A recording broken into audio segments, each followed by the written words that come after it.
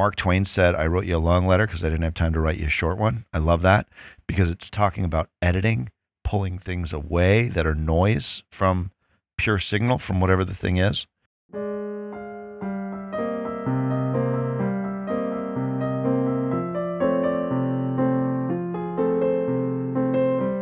Hey everybody, welcome to this episode of the Jeff Heilman Project. We're so glad that you tuned in. We're so glad that you're here with us, enjoying the heat of summer.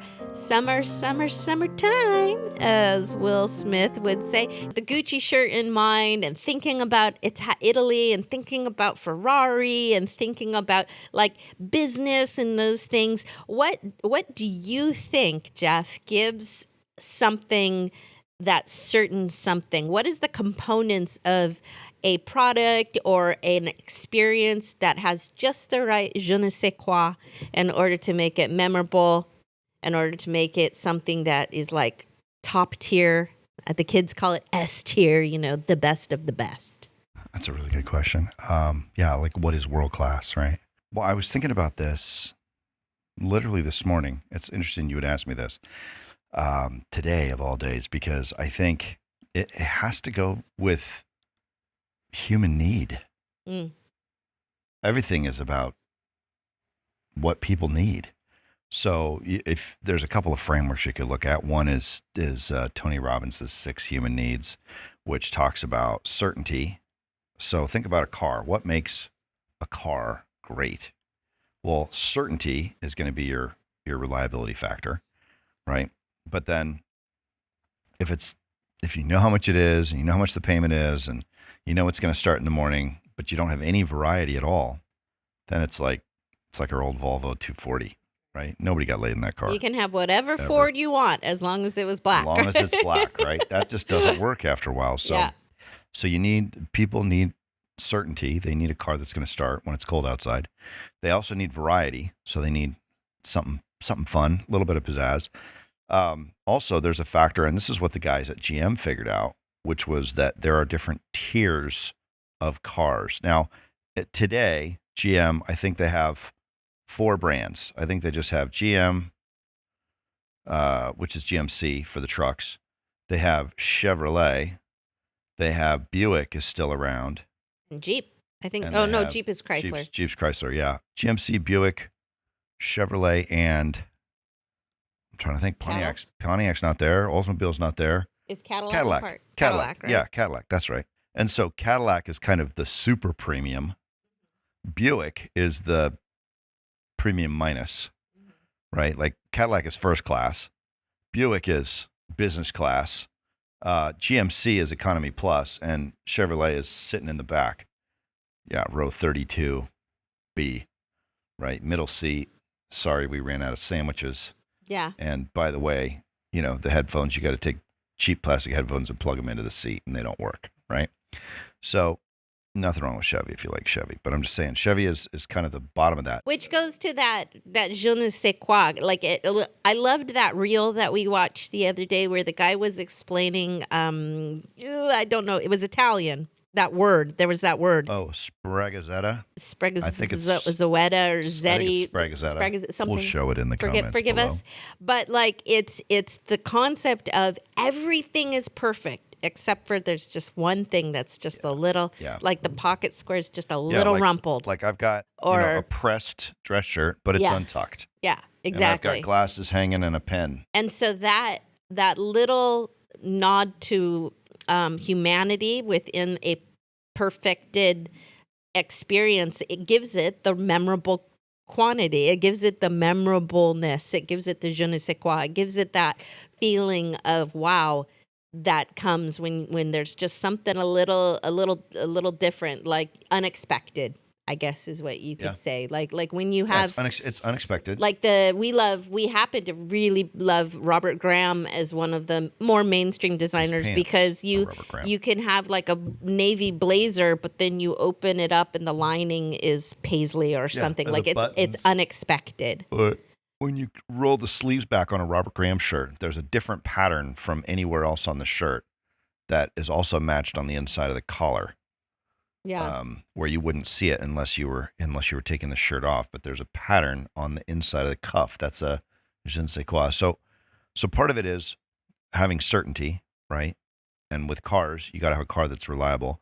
But also you have variety, and the variety is the design. That's the luxurious, right? You also have to have some sense of significance. Richest man in the world at the time, Sam Walmart, Sam Walton. Yeah. He had significance by driving a beat up piece of junk Toyota pickup truck. That was his way of showing, like, hey, I'm all in on this. Like, I don't need fancy cars. I don't need fancy stuff. We don't sell fancy. We don't do fancy. Our customers are not fancy. Yeah. We're the low price leaders. Right. We are focused on turning capital. So that's a sense of significance from that, right? But it wasn't an FU type of significance. It was significance that connected him to his people and to his brand. So then you have connection and love, and then you've also got growth and you got contribution. So we could take my Mercedes, for example. My Mercedes represents to me growth, right? I've grown in my status and stature. It's a status symbol. It's beautiful. It's luxury. It's aesthetically, it's the best car that the best manufacturer of cars made that year was in 2017. Right? I mean, you could get a bigger engine, you could do the AMG stuff, but as far as just like a stock S550, that was the best car they made. The W222 was the best car that Mercedes made, with the exception of the Maybach that had nicer stuff on it, right? But that was the best engineered car by the best automaker in the world, and to me, that represented growth and that I'd gotten to a point where I could afford the dream car that I'd always wanted. It's amazing how personal cars It to really their is. owners They become. are absolutely an identity issue. It is. Like I drive a Jeep and it's army green. And when I think of the Jeep and my wanting to keep it forever, Yep. I just think of America and I think of World War II and I think of the Jeep out there, winning the war. And it makes me feel proud to drive my car. I Yeah, love to my be an car. American. And Yeah. it's just it's who I am. And I know a lot of people like with pickup trucks and, the old, oh man, it's so huge, especially here in the Silicon Valley, these car shows with like the 50s and the 60s. Oh yeah, we saw a 1972 Chevy. Oh man, that was beautiful. Truck. Chevy pickup, Chevrolet pickup. It was painted orange, but it was a really cool, like a soft burnt orange color. It was absolutely gorgeous and had been totally remodeled. I mean, that car probably sold off the lot for $1,700 in 1972, and it's probably worth 50 grand, Exactly. maybe more. It's absolutely beautiful. But I think those check boxes need to be hit. And if you were to look at Cadillac or Buick or GMC or Chevy, it would have different, like Mario Kart level. Yeah. The Mario Kart with the acceleration and all that Yeah, stuff. you pick your different you attributes build it. Yeah, is what I was okay. looking. But the attributes would line up with those 6 human needs. And it's a long answer to the question, but I think that to me, anything that seems world-class or looks like world-class, even Starbucks coffee, right? Is this really world-class coffee? I think it's pretty good. It comes in a cup with a lid that doesn't leak. I mean, here, this lid's a couple of days old and I've got coffee poured over it right now and it's not leaking. So, I mean, they've really, I've noticed recently, they've begun to, in my opinion, give more of a je ne sais quoi, because they've been, if you notice the smiley face, they've been adding now, like, thank you, and you're awesome, and somebody's like taken to somebody it. took a minute to write a happy face. Yeah, and my it's just a more high touch experience, and they're really starting to try to add that. Recently at the church, we had a chili cook-off, and we had 14 entrants to 14 different chefs. And I find this interesting because we were voting on who the best chili, who's going to get the most votes, who's going to win the chili cook-off. And it speaks to what we're talking about today, because we are looking for the it factor, right? If you're going to vote on something you're given 14 of the same, like it's supposed to be the same, they're all chili. You have to pick one. There's gonna be an it factor. There's everybody's tastes are different. Everybody's gonna be looking for something different, but there will be a majority that's gonna pick the one that had the one. And so today's episode and this question. Was it announced? No, not yet. Okay. We'll find out Do we know? next Sunday. Do we know? I don't know. No, I could if I pressed him. I could probably find out. But the point being, This will not be released before the actual results are made public. For me, when I was voting, I actually voted not for the best chili. I voted for the one that tasted the most unique out of all of the chili. Was there one that stood out? To me, there was one that didn't taste like any of the others. Yeah. And I liked it. So I actually voted for that one. But that's not necessarily a good judge of the best chili. So Malcolm Gladwell covers this in Outliers when, I think it's Outliers, where he's talking about, or maybe it was Blink. It was either Outliers or Blink. But he's talking about the guy that figured out the Prego, yeah. Prego spaghetti Yeah. sauce. Prego, thank you. What he found was that this guy was hired. So the story from the Malcolm Gladwell book, as I remember the story, people think I'm well read, and the truth is I just pay attention to stories. I'm not really that well read. He likes stories. I like he likes stories. story time. I like story time with Jeff. It's fun. Story time was my favorite part of school. It came right before nap time and right after I ate, and got exercise, which is what you need to do when you're a kid. So Malcolm Gladwell tells the story of this marketing genius. I don't know his name. We can find out his name. But he was hired to try to figure out how to sell more Prego spaghetti sauce. And is it Prego? Prego. It's like Prego. Grazie, prego. It's thank you. Okay. You're Grazie, welcome. Prego? Grazie is thank you, Oh, and then and prego prego means is you're you're welcome. welcome. Okay. So it's you're welcome. You're prego. welcome. You're welcome. Nice. Yeah, you're welcome. You're welcome. We sold you something. Yeah. What he understood by talking to the chemical engineers and the marketing people and the whole teams that came up with it is they were trying to find the one sauce that was the best, the one sauce that sold the best, Right. had just the right sweetness, just the right paprika, just the right bay leaf, just the right amount of sugar in it, just the right amount of garlic, just the right amount of, and so they kept messing with these levels, and come to find out the question they were asking themselves was keeping them from finding the real answer. So the answer to the question was not how to make the perfect spaghetti sauce. It was how to make the best spaghetti sauces. And what he found was that some tastes preferred the more savory, pungent taste of a lot of garlic.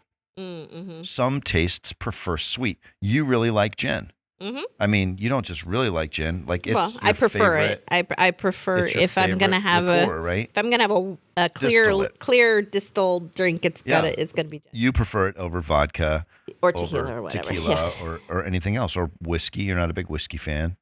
And when I say you don't just like gin, it doesn't mean you're Not hitting it. drinking too. Yeah, she's not hitting. This is water, I promise. She's not It's hitting water the, in my cup, I promise. the aviation bottle that hard, ladies and gentlemen.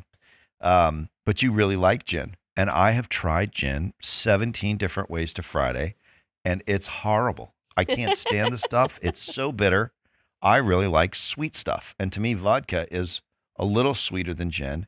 And if you add a little bit of vermouth, dry vermouth, not the sweet vermouth, believe it or not, and some olives, the sugar in the olives and the sugar in the dry vermouth and the vodka, to me, makes a much better martini that's much easier for me to drink. If all I had to drink was gin, I'd have to be an alcoholic to put that stuff in my body. You just don't go get malaria. Wasn't gin and tonic invented? To keep people from getting malaria? Because the tonic, the tonic is for the malaria. And so they would give the soldiers the Talk tonic. about two horrible drinks that taste even worse They together. would give the soldiers the tonic, but they didn't like the tonic. And so they're like, well, we got gin. So that's how the gin and tonic came out. So the tonic keeps the mosquitoes away. I don't know, something to do with Wow. it's. I would drink gin and tonic to keep from getting malaria, just so you know. But That's a fact. yeah, so But that flavor, the flavor he talks about right? is some people really like smooth sauce, like no pulp. Yeah. We don't want pulp in our no chunky. no chunky. Some people really like chunky. Some people really like sweet. Some people really like a lot of garlic. So what they did was they said, let's make the best numbers of each of these. And there's certainly a lot of Prego salsa. And there are now a lot of Prego, sauces, but it's because of this one guy This one guy said, you guys are asking the wrong question. The wrong question is not how do you make the perfect spaghetti sauce. The question is, how do we make the perfect spaghetti sauces for our audience? I happen to like chunky. Yeah. I mean, I like super duper ooper whole, if not half, if not whole mushrooms is ideal for me Yeah. on The those. big tomatoes, big mushrooms, and chunks. lots of sauce. It I can't like be a lot dry. of sauce. No dry You pasta. serve pasta that sometimes I don't eat until later, but you'll serve pasta, and I'm like, did you even put sauce on it? And you're like, oh, yeah, we're out. I put all the sauce there was on it. I'm like, this is, I want to go to the store and get a jar of sauce just to. Yeah, I always have a try. half a bowl of I've spaghetti. learned in 29 years of marriage that you serve Jeff sauce with the side of sauce. Sauce with a side of Pasta with a side of sausage sauce. and pasta, yeah. But I like a lot of sauce. I like a wet, chunky Yes. experience in my spaghetti bowl. I eat it in a bowl. You get mad at me because I eat it in a bowl. I'm like, it's sauce. Like it's soup. I need the bowl to hold the soup together. Spaghetti soup is what I prefer. But when we look at what makes something world class, I think elegance, simplicity. Mark Twain said, I wrote you a long letter because I didn't have time to write you a short one. I love that because it's talking about editing, pulling things away that are noise from pure signal from whatever the thing is. I think that's part of world class. And I think getting human needs met of significance juxtaposed against connection and love. So where do you think that because Variety there and is certainty. you brought it up with symphony, and we all love Ratatouille and the Symphony of Crackle. But when does symphony go to cacophony?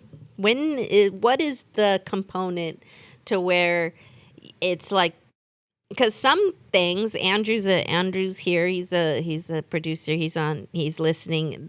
And he plays music. And there's some compositions. For me personally, I have a really hard time listening to like Miles Davis, and when he gets pretty progressive, and it's like, to me, it begins to become cacophonic or whatever, however you want to say it. But yet I'm real cool and I'm real chill with bossa nova and Glenn Miller and the symphony. But then there comes this progressive element, or this too much for my ears, and So it has to do and then it becomes cacophony. It has to do with two. Now, if somebody's a music theory pro, I'm going to take a stab at music theory here for a minute, and if I need to be corrected, I want you to put it in the comments. As I've studied with my guy, Garrett, he is all music theory. That is his favorite thing. We should have him on the show. He talks music theory the whole. We should have him on the show. It's a great idea. He's a really interesting guy. He charges almost nothing for guitar lessons, and does 40 lessons a week, 40 to 50 lessons a week with people. I mean, just a lot of lessons. He needs to because he doesn't charge that much, but he really wanted to move to Canada. He lives in a very small town in Newfoundland, I think.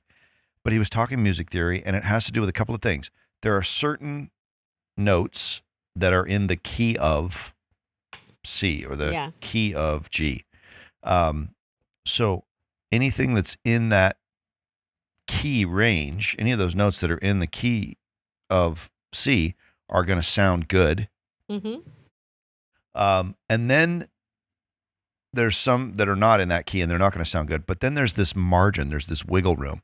And if you look at the things on the key of C, and you would have in the key of C, you've got C, you've got A minor, you've got E minor, you've got G, you've got D. I think D minor is in the key of C as well, I think. And then I think B diminished. There's a B chord but not regular B, but B that's altered a little bit. Over my head. I agree. Whatever you say. But if the note of the thing that you're playing is in C, if you go to, it's almost like gravity. Like the note is gravity. And the farther you go away from that, the more tension there is. So C, D, E, F, G. G's pretty far away. So there's a lot of tension between C and G. So if you play C and then you play D minor or E minor and then you come back, E minor will pull. You can feel the pull from that minor chord from an E minor or an A minor, and then G resolves it. It comes and it's like, That's very relaxing, right? And so it has to do with how far away on the spectrum from the key note that you're playing in, has to do with how much tension is involved with that particular note. And you can literally count, and you can say, okay, I want this to be four steps or 5 steps away or 2 steps away. And I think blues is like 1, 4, 5 blues has to do with whatever your one note is the key. And then whatever's 4 away from that or 5 away from that are going to be the 3 keys that make up that song. So it's all math. It's fascinating music theory on that. But I think, how did we really? Oh, you were talking about cacophony. Yeah, when does it go from what's the breaking point that goes from something symphonic to now it's cacophony? Like when you have, and maybe it speaks to just too much variety. It's like when the customer has noise. too many choices.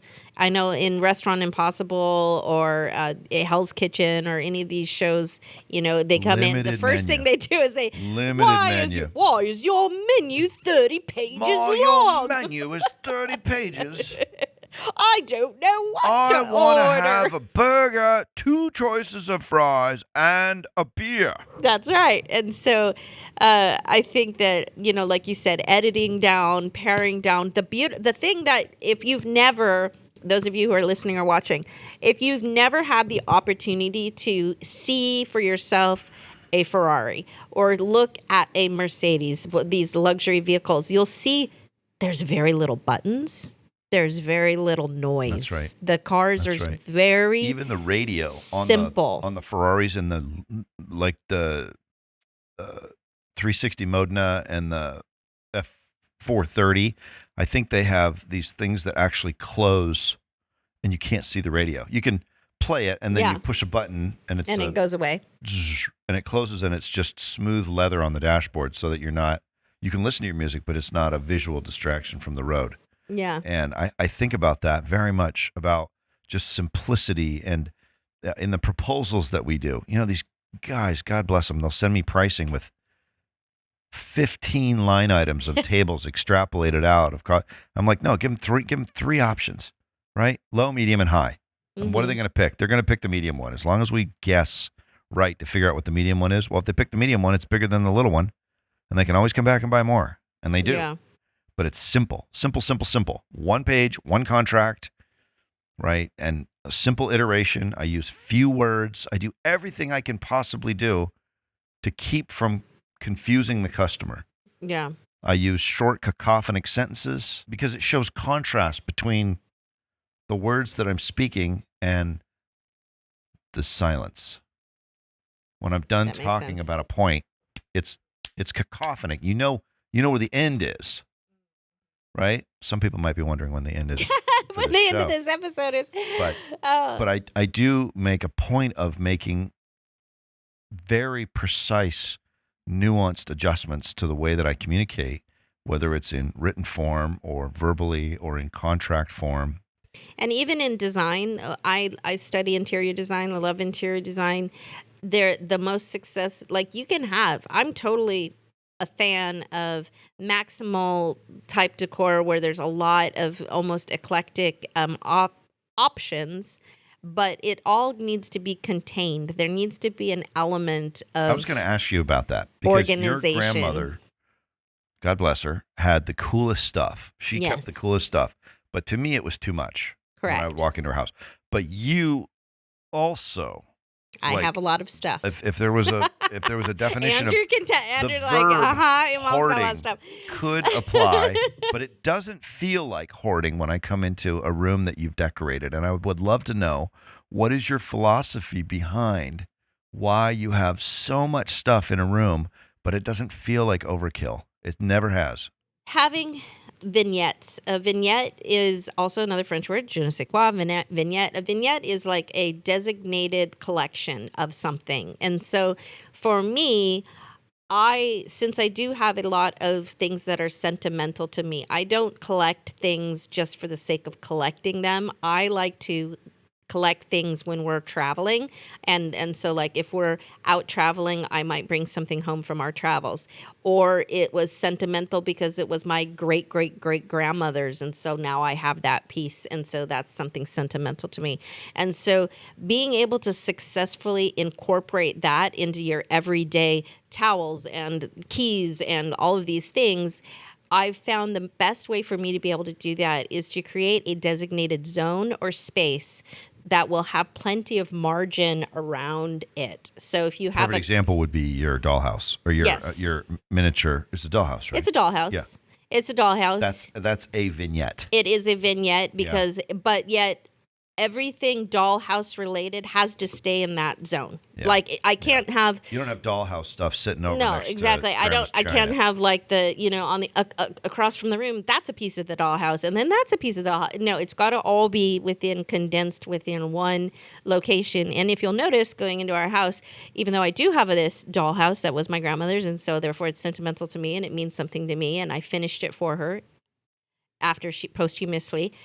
There's nothing else on the wall around it. There's nothing else on the floor beside it. Yep. It's sitting You do on have top. a tree sculpture with lighting that comes behind Very, it. very But limited. the walls behind it are clean.